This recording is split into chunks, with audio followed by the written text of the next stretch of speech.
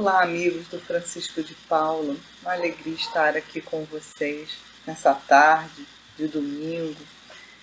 Infelizmente não podemos estar presencialmente, por conta dessas questões sanitárias, mas tudo bem, a gente está cada um na sua casa, todos nós amparados, recebendo o auxílio dos mentores espirituais da Casa de Francisco de Paula.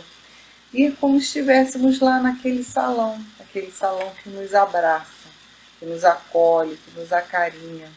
Nenhum de nós passa por aquela casa, por aquele salão e sai da mesma forma. Saímos sempre calmos, tranquilos, acolhidos.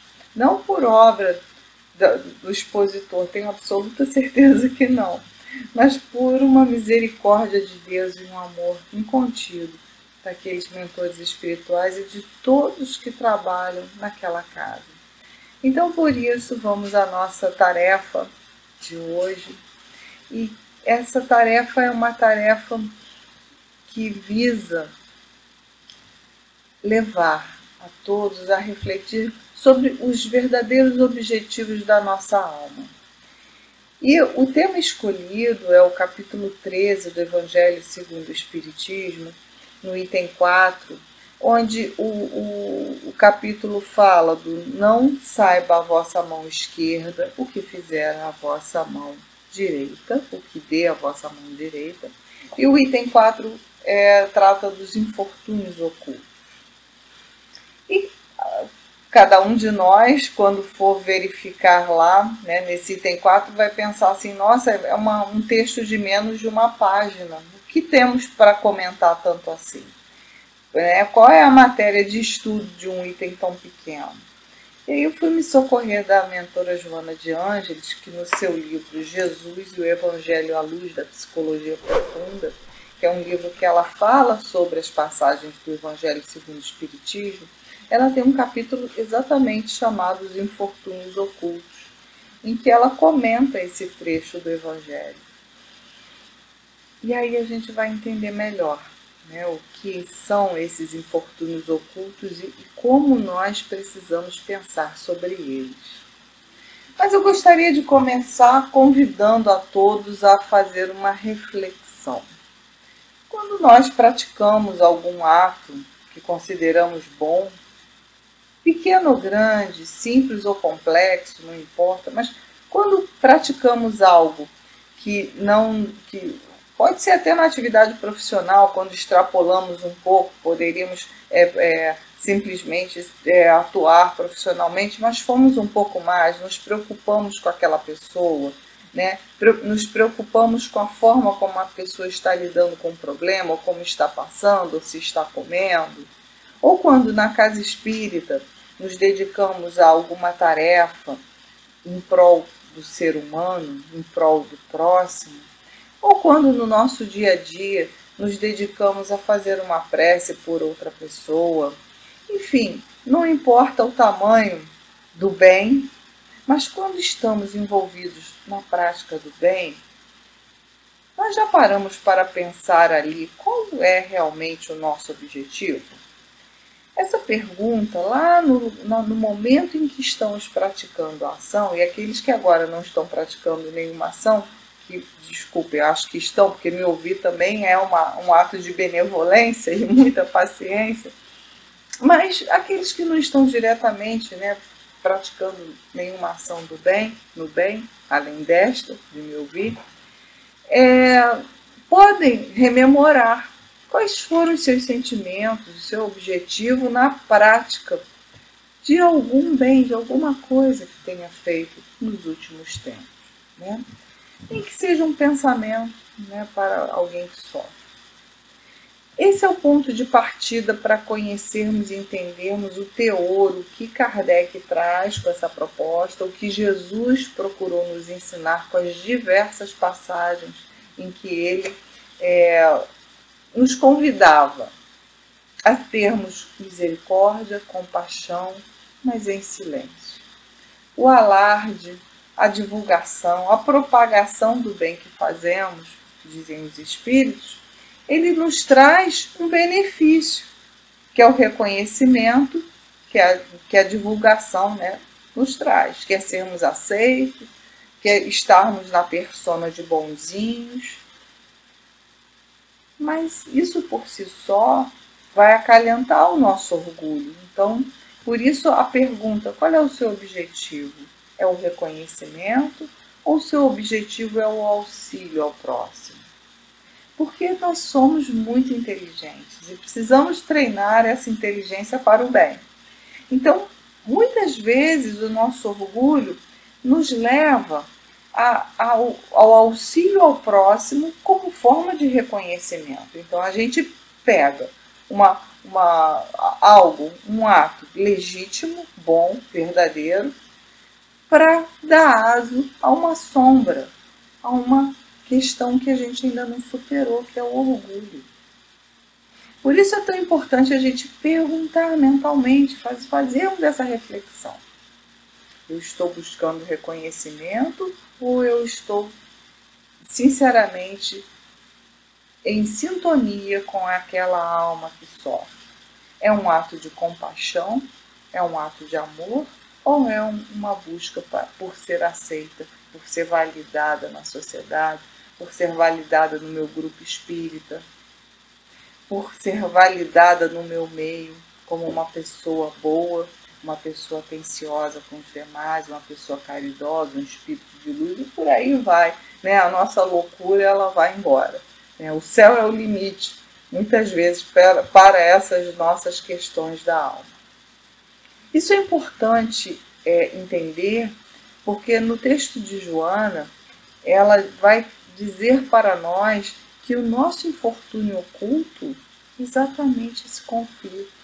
É o conflito do orgulhoso que se utiliza de uma ação meritória, de uma ação de caridade, para ter reconhecimento.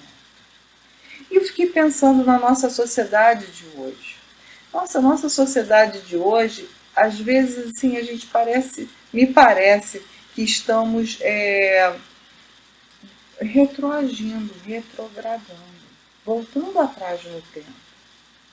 Eu não me lembro na minha infância, pré-adolescência, adolescência, juventude, de estarmos tão preocupados com a visibilidade, com mostrar como estamos, o que comemos, o que fazemos, com quem estamos, se estamos solteiros, casados, né? E tudo isso com um ar de glamour e de felicidade, como se vivêssemos numa grande bolha. As redes sociais estão cravadas de conselheiros, né, que ficam postando conselhos a respeito de comportamento. Filósofos, mas quem é que se une efetivamente para auxílio e compaixão? Usar essa ferramenta para buscar pessoas, auxiliar pessoas, mobilizar recursos, pensar no outro, seria fantástico, seria incrível. Mas bem poucas pessoas usam essas redes para esse fim. A maioria está preocupada em mostrar a sua roupa nova, o que come, como está a forma do seu corpo, tudo que conseguiu com muito esforço para estar melhor e mais bonito ou mais bonita. O que é isso senão uma necessidade de visibilidade gigantesca? E dentro dessa necessidade de visibilidade que nós estamos observando no comportamento social atual e, claro, no nosso comportamento, vamos treinando a nós mesmos e as gerações futuras a estarem aí nessa busca de visibilidade. E a busca da fraternidade, da bondade, da paciência, da plenitude, da paz. Será que a visibilidade vai nos preencher esse vazio existencial? Ou nós estamos buscando a visibilidade para que percebam o quão conflituosos estamos, são os nossos infortúnios ocultos, e, portanto, precisamos de socorro? Será que estamos nos juntando a uma massa de pessoas que acham, assim, de uma maneira muito tosca, muito singela, muito pouco elaborada, pouco pensada, que ser visto vai trazer-lhes a paz, a felicidade, a tranquilidade, a segurança. Vai lhes tirar a ansiedade, a depressão? Sabemos certamente que não. Por isso esse capítulo do Evangelho, essa instrução, esse conselho de Jesus é tão importante. Não saiba a vossa mão direita o que a esquerda fizer. Não vamos fomentar o nosso orgulho. E aí Jesus traz a parábola do samaritano como aquela parábola que melhor traduz esse conselho de ameniza teu orgulho, faz o que puder pelo próximo, pela via da compaixão e pela via do amor. O amor não espera recompensas. O amor não espera reconhecimento, ele não espera validação. O amor é o amor, ponto. O bem é o bem, ponto. A compaixão é enxergarmos a dor do outro, compreendermos a dor do outro, nos colocarmos nesse lugar de dor e auxiliar da forma que pudermos. E os tempos de pandemia nos convidam a essa reflexão, porque, vejam, hoje estamos na marca no Brasil de 620 mortos. A essa altura, mais de 2 anos, ou quase 2 anos, né, do início da pandemia aqui no Brasil, reconhecido, ou pelo reconhecimento da OMS, qualquer um de nós já perdeu, já deixou de conviver por motivo de falecimento com algum parente, com algum amigo, com alguém próximo, qualquer um de nós, sem sombra de dúvida. Isso nos traz um aprendizado, porque nós já sabemos quanto é difícil a dor que essa doença impõe, as dificuldades dessa realidade de pandemia. Não é simplesmente escutar um número nos jornais, não é simplesmente escutar histórias de pessoas que perderam seus entes queridos. Não, nós também, ao escutar uma história, nós nos lembramos da nossa dor. Isso é um elo de compaixão. Começamos pela vivência da dor a criar um elo de compaixão com o outro. Vamos avançar um pouco mais individualmente e socialmente. Chegará um dia que nem precisaremos sofrer, mas a gente já vai entender o outro. A gente não vai precisar passar por situação igual, idêntica. Nós já vamos ter compaixão pelo outro. Porque a gente já compreendeu a dificuldade que é, a tristeza que é, o desafio que é ter tão rapidamente alguém que parte para a pátria espiritual, desestruturando família, desestruturando emoções, desestruturando a parte econômica. Então são muitos desdobramentos de um mesmo fato, mas esse não é o infortúnio oculto. O infortúnio oculto é aquele que nós carregamos na forma de orgulho, de vaidade, de necessidade de visibilidade. Então vamos pensar sobre isso, avaliar, amadurecer esse nosso pensamento. Jesus nos traz muitos exemplos. E Joana de Ângeles, nessa página, ela vai falar desses vários exemplos de Jesus. Porque Jesus não tinha necessidade de aparecer. Ele não buscava visibilidade. Mas por que ele apareceu tanto? Justamente por isso, porque em essência ele tinha misericórdia e compaixão. Ninguém esquecia aquela presença amorosa, acolhedora, seus olhos doces. Não era impossível esquecer. Tanto que era impossível esquecer que falamos dele até hoje. Ele é reconhecidamente um líder do amor, um servidor de Deus, genuinamente, em essência, e não uma pessoa que buscava aparecer, estar nas redes sociais ou fazer propaganda daquilo que fazia. Sabemos o que Jesus fazia por descrição dos apóstolos, que foram lá e começaram a relacionar tudo aquilo que estava acontecendo naquela sociedade bem mais primitiva que somos hoje, mas em termos emocionais talvez estejamos em momentos até próximos, porque ainda não entendemos em plenitude, em profundidade, essa proposta de viver sem se preocupar com a validação, com a aprovação simplesmente do outro, e viver simplesmente buscando auxiliar o outro.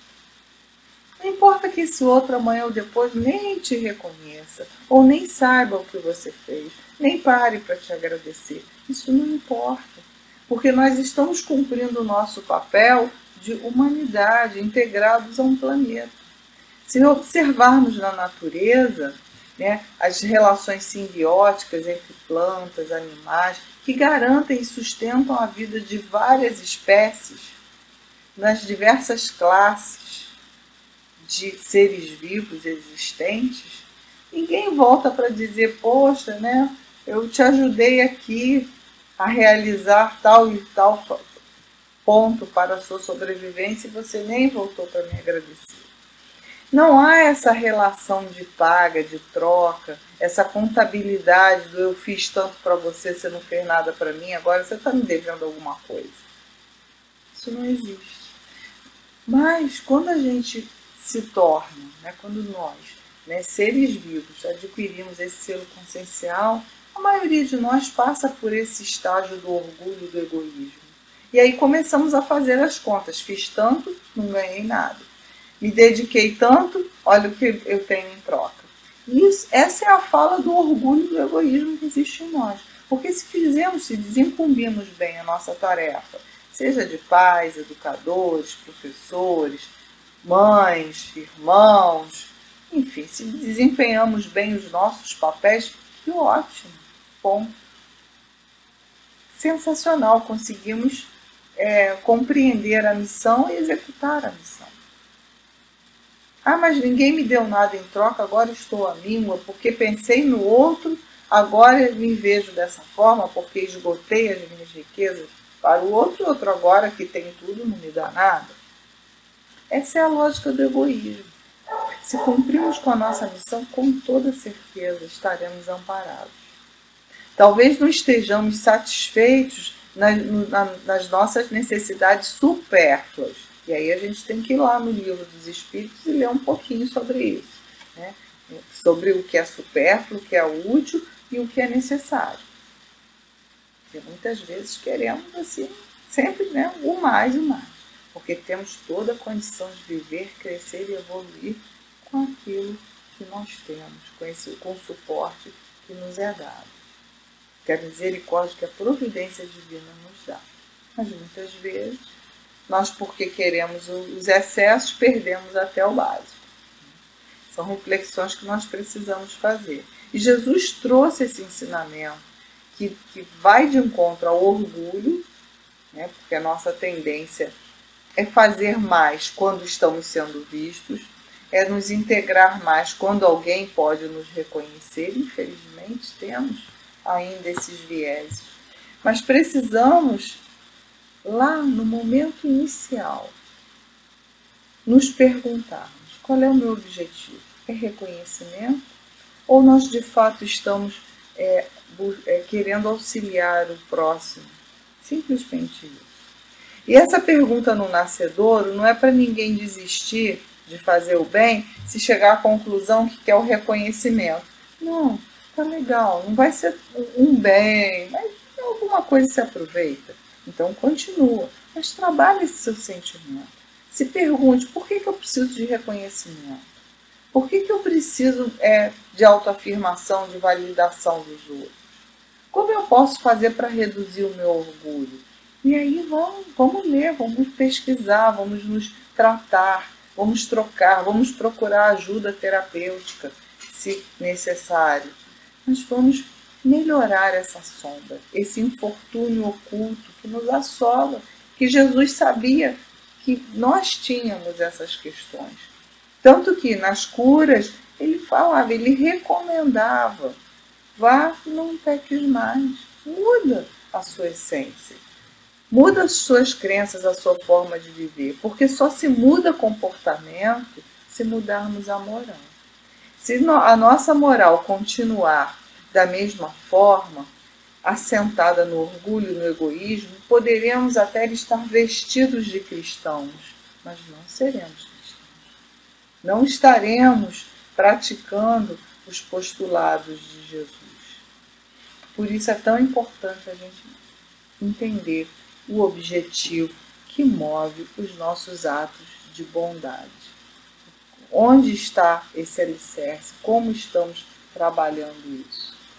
Lá nesse item 4, infortúnios ocultos, Kardec traz, né, a seguinte frase: nas grandes calamidades, a caridade se emociona e observam-se impulsos generosos, no sentido de reparar os desastres. Então também é certo que dentro de nós existe um movimento de socorro natural. Nos cotizamos, nos reunimos, nas calamidades que aconteceram, que assolam o nosso país. Nós sempre vemos muitas doações, muitos voluntários, muitas pessoas que se dedicam a isso. Isso tudo é muito bom, é meritório. Mas aliado a isso, nós precisamos individualmente avaliar qual é o móvel dessas grandes doações. Desejamos participar porque existe alguém sofrendo e vai receber essa ajuda e vai amenizar um pouquinho essa dor. Ou desejamos participar porque estaremos dentro da nossa casa, dentro da nossa grei, dentro dos nossos convívios, sendo reconhecidos como pessoas boas. Então, de novo, é questionar os objetivos. Mas isso comprova que temos essa tendência ao socorro, ao reparo, ao auxílio, à compaixão. O que precisamos é trabalhar um pouco mais a visão dessa compaixão. Precisamos trabalhar um pouco mais, depurar essa compaixão, livrando essa compaixão dos traços, dos vieses, do orgulho e do egoísmo. Por isso o silêncio, a misericórdia no doar, né, é tão importante. No Evangelho também a descrição de uma mulher, né, um fato que nós já lemos isso até nos livros de Humberto de Campos. Uma mulher da alta sociedade que pega sua filha e vai com a sua carruagem nas comunidades pobres, ela tem lá os seus protegidos, e ela entra nas casas, ela oferece a comida, e aí relata a história de uma família que o pai adoeceu, ficou internado, e ela foi assistir a família que estava passando fome, e foi conversar, enfim, ela deu de si, não foi simplesmente uma questão financeira de fazer um pix, ela não fez um pix, ela providenciou o mantimento, o alimento, e também foi dar o consolo, o abraço, o afago. E levou sua filha. E por que ela levou sua filha? Porque a filha também precisava aprender a ser a caridade cristã, mas não no sentido de mostrar para a filha que ela era muito boa, maravilhosa, mas no sentido de dar a oportunidade à filha de ver um exemplo e perceber que, apesar delas estarem nesse momento temporariamente numa condição social diferente daquelas pessoas que elas estavam auxiliando, nada tinha de diferente em humanidade entre aquelas pessoas e elas. Então, de novo, a questão é o propósito que move o ato que a gente se propõe a fazer. Então, a atitude dessa mulher generosa não era de ostentação, muito pelo contrário, ela gostaria de envolver também a sua filha, a sua jovem filha, naquelas ações para que essas ações se perpetuassem e se criasse um novo paradigma, o paradigma da compaixão, do olhar o próximo. E aqui, nesse item 4, ele comenta que a generosidade ela nos leva a colocar, né, nas nossas palavras, nas nossas ações, quando vamos agir no bem, como no caso desta mulher, de tal forma que aquele que recebe a ajuda não se sente humilhado. Muito pelo contrário, é uma atitude natural de quem é ser humano. É natural buscar ajudar o outro que está numa situação menos privilegiada que a nossa.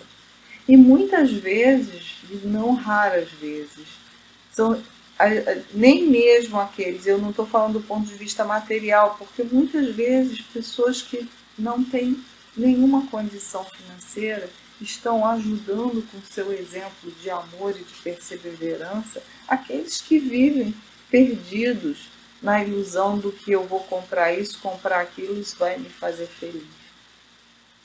Então precisamos entender qual é o papel que estamos representando na sociedade, porque todos nós temos a nossa esfera de atuação no bem, devemos contribuir com a compaixão, com o sorriso, com a tranquilidade, na dificuldade, no infortúnio oculto do outro, reconhecendo esse infortúnio oculto que pode se chamar inveja, cólera, mágoa, ressentimento, orgulho. E buscar por essa empatia de pensar, poxa, essa pessoa está sentindo essa dor, legítima ou não, mas eu sei como é difícil atravessar esses momentos, então eu vou ajudar. E pode ser a dor da fome, pode ser a dor da angústia de não ter um teto. Essas dores da alma, elas podem ser amenizadas.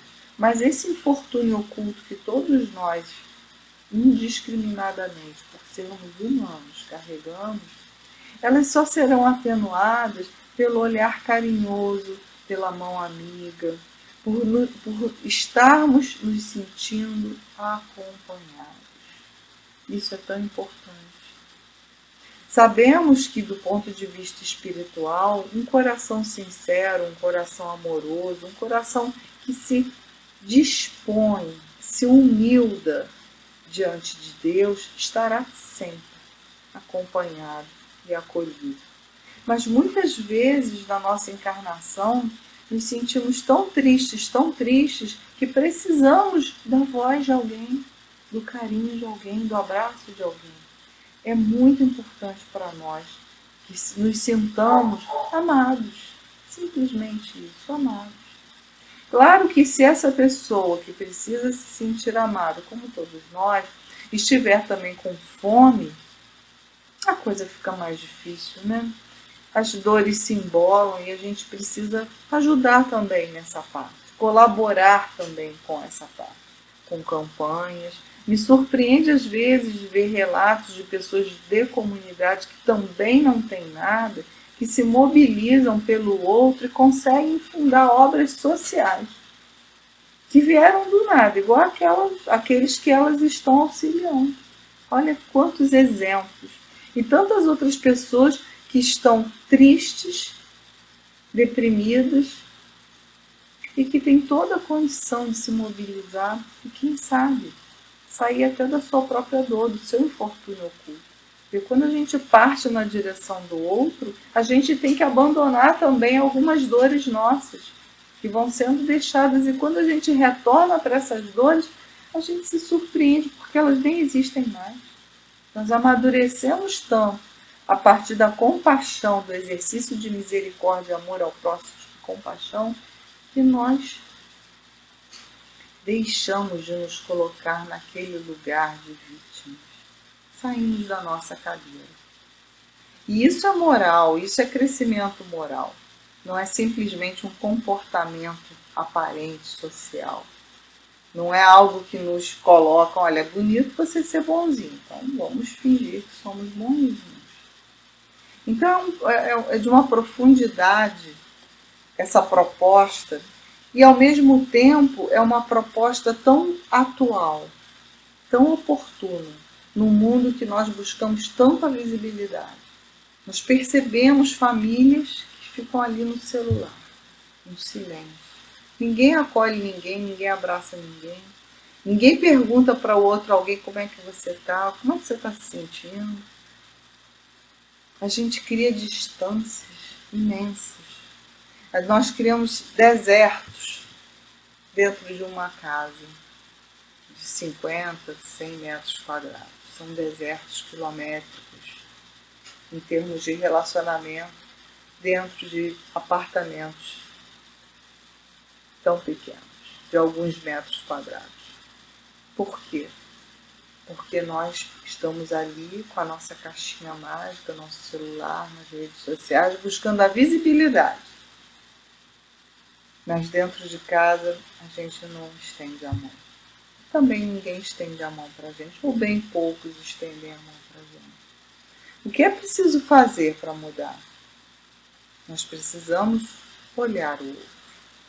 E Joana coloca numa frase tão bonita, ela diz assim: o homem moderno necessita ouvir Jesus com os olhos. E ela continua explicando, né? Que frase estranha, ouvir Jesus com os olhos? Pois é, mas é isso. É o exemplo de Jesus, é a essência, é mudar a moral e não simplesmente repetir palavras e comportamentos. Não é repetir, ouvir e repetir o que ele fala, mas é ouvir com os olhos, seguir seus exemplos. E ela fala assim: sentir os exemplos que ressumam de sua história e que estão ressuscitados nos seus seguidores. Se somos seguidores de Jesus, olha a nossa responsabilidade. Que procuram fazer conforme ele realizava, na direção do alvo essencial, que é a libertação das paixões constritoras que remanescem no egotismo da natureza animal, transformando-se em realidade espiritual.